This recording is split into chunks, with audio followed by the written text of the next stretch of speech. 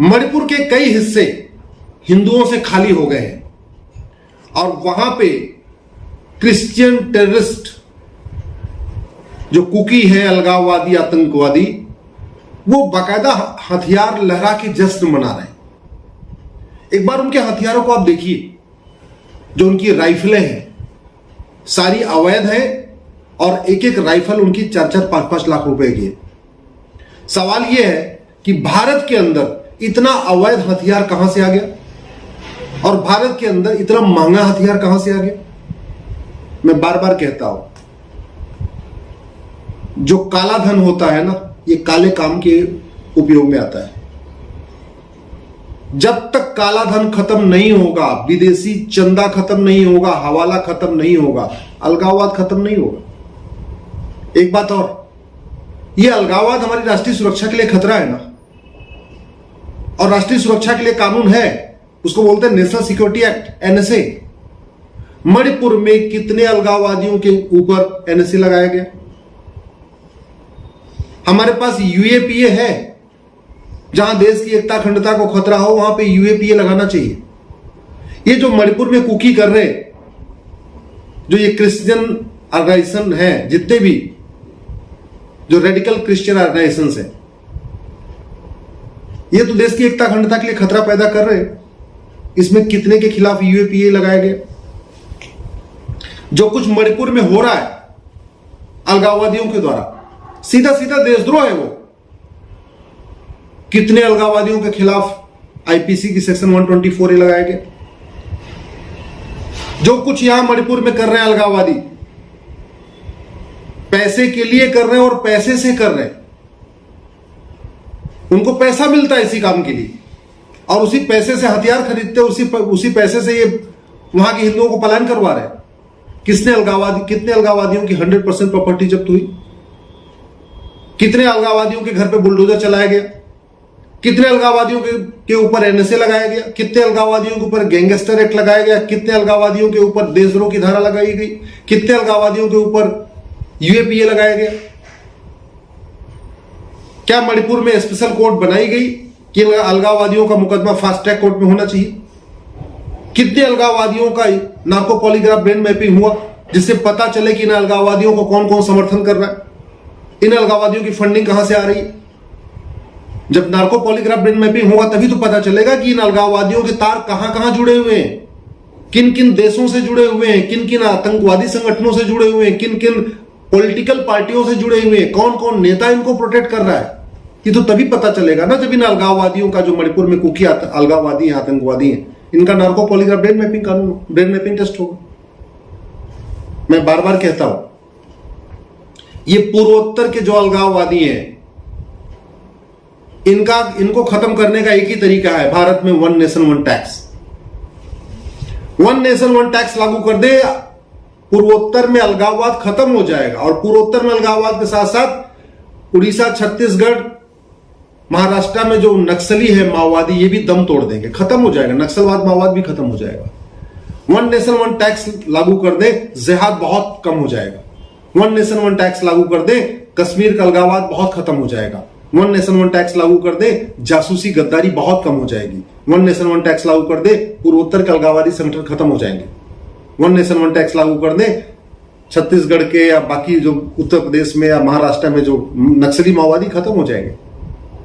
1 nation 1 tax का मतलब सारे के सारे टैक्स खत्म, इनकम टैक्स खत्म, जीएसटी खत्म, टीडीएस खत्म, सेल टैक्स खत्म, वैट खत्म, सारे टैक्स खत्म। 1 नेशन 1 टैक्स का मतलब केवल एक टैक्स।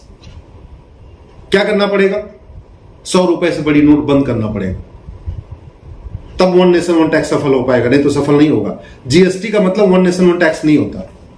जीएसटी के बावजूद भी 10 तरीके के टैक्स और चल रहे हैं। वैट आज भी चल रहा है, सेल टैक्स आज भी चल रहा है, कस्टम एक्साइज आज भी चल रहा है, इसके अलावा इनकम टैक्स आज भी चल रहा है, टीडीएस आज भी जमा करना होता है, 10 तरीके के टैक्स और चल रहे हैं। तो अभी जीएसटी को 1 नेशन 1 टैक्स नहीं कहना चाहिए। आज भी भारत में बहुत सारे टैक्स चल रहे हैं। 1 नेशन 1 टैक्स का मतलब सारे टैक्स खत्म कर दीजिए। लागू कैसे करना होगा? 100 रुपए से बड़ी नोट बंद कर दीजिए, 5000 रुपए से महंगे सामान का कैश लेन देन बंद कर दीजिए। और ये संभव है कैसे? भारत में 80% लोग पर डे 100 रुपए से कम खर्च करते हैं। 100 रुपए से बड़े नोट की उनकी जरूरत नहीं है। जो ज्यादा खर्च करते हैं उनके पास एटीएम, पेटीएम, भीम, UPI, debit card, credit card है।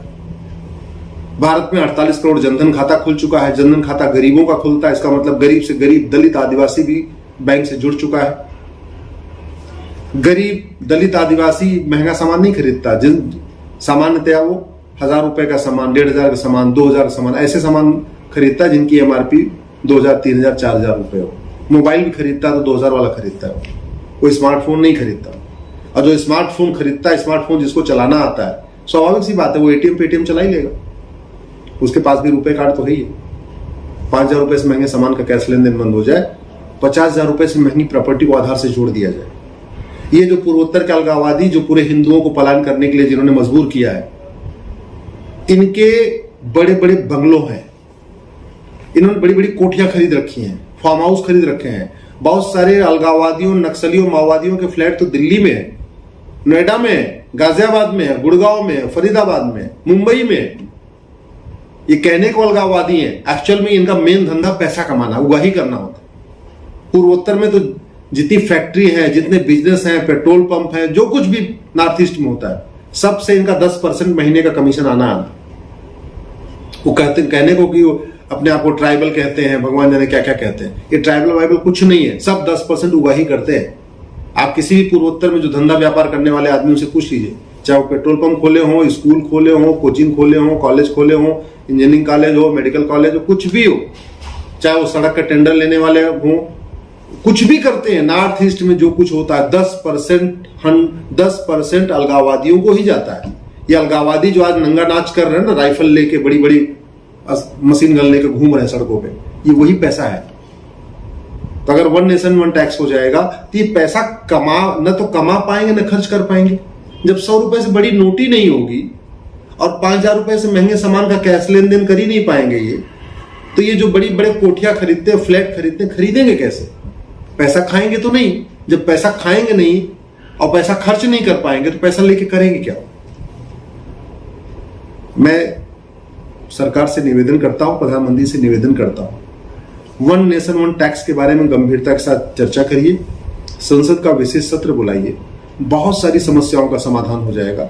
भ्रष्टाचार खत्म हो जाएगा तो घुसपैठ खत्म हो जाएगी, धर्मांतरण बहुत हद तक कम हो जाएगा, अलगाववाद खत्म हो जाएगा, कट्टरवाद खत्म हो जाएगा, जिहाद बहुत हद तक कम हो जाएगा, नक्सलवाद खत्म हो जाएगा, माओवाद खत्म हो जाएगा, कश्मीर के अलगाववाद बहुत कम हो जाएगा, पूर्वोत्तर का अलगाववाद बहुत कम हो जाएगा।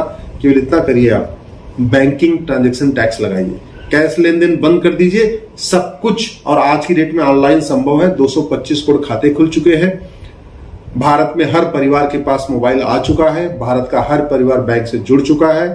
तो 1% बैंकिंग ट्रांजैक्शन टैक्स लगाइए। 100 रुपए का सामान कोई खरीदेगा तो उसको 101 रुपए देना होगा। 1000 रुपए कोई सामान खरीदेगा तो 1000 रुपए और 10 रुपए एक्स्ट्रा दे देगा। 1 लाख का कोई सामान खरीदेगा तो 1 लाख के साथ 1000 रुपए एक्स्ट्रा पे कर देगा। लेकिन जब इनकम टैक्स पे नहीं करना हो, जीएसटी नहीं देना हो, वैट नहीं देना हो, टीडीएस नहीं देना, कुछ नहीं करना हो, तो लोग बड़े खुशी खुशी 1% एक्स्ट्रा दे देंगे। और जैसे ही ये सब कुछ ऑनलाइन हुआ, क्योंकि जितने अवैध काम होते हैं वो ऑनलाइन नहीं होते, कैश में होते हैं। अलगाववादी जो 10% कमीशन लेते हैं कैश में लेते हैं, काला धन जो लेते हैं कैश में आते हैं, हवाला का धंधा कैश में चलता है, नक्सलियों माओवादियों की फंडिंग कैश में होती है, जिहादियों की फंडिंग कैश में होती है, कुकी अलगाववादियों की फंडिंग कैश में होती है। जब कैश ही नहीं होगा तो ये सब अलगाववादी संगठन करेंगे कैसे? इनकी फंडिंग होगी कैसे? यदि आपको मेरा वीडियो ठीक लगा हो, इस वीडियो को कम से कम 10 लोगों को फॉरवर्ड करिएगा। अगर आपका कोई जानने वाला आईएएस है, आईपीएस है, प्रोफेसर है, जज है, सांसद है, विधायक है, उसको जरूर फॉरवर्ड करिएगा। याद रखिए, पार्टियों से ऊपर देश, देश से ऊपर हमारा संस्कृति। भारत की संस्कृति बचेगी तभी आप बचेंगे, हम भी बचेंगे, हमारा परिवार बचेगा, हमारी आने वाली जनरेशन बचेगी। नहीं तो देखते ही देखते 85 देश क्रिश्चियन कंट्री हो गए, 57 देश इस्लामिक कंट्री हो गए, और हिंदुओं के लिए कोई एक भी देश नहीं बचा। न हिंदुस्तान बचा, न नेपाल बचा, सारे देश खत्म हो गए हैं। अभी भी अगर भ्रष्टाचार खिलाफ आवाज नहीं उठाएंगे, भ्रष्टाचार मुक्त भारत की बात नहीं करेंगे, और भ्रष्टाचार मुक्त भारत तभी होगा जब 1 नेशन 1 टैक्स हो।